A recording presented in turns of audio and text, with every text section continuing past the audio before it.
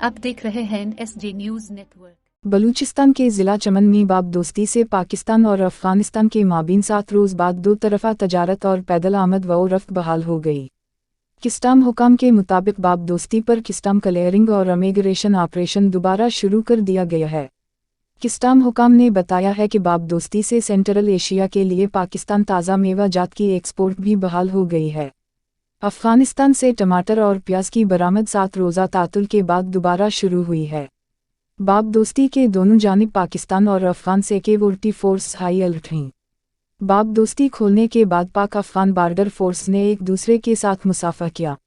Was रहे कि चमन में बाब दोस्ती के मकाम पर अफ़गानिस्तान की हदूद से होने वाली फायरिंग के नतीजे में पाकिस्तान एहलकार की शहादत के बाद सरहद पर कुशीदा सूरत हाल पैदा हो गई थी।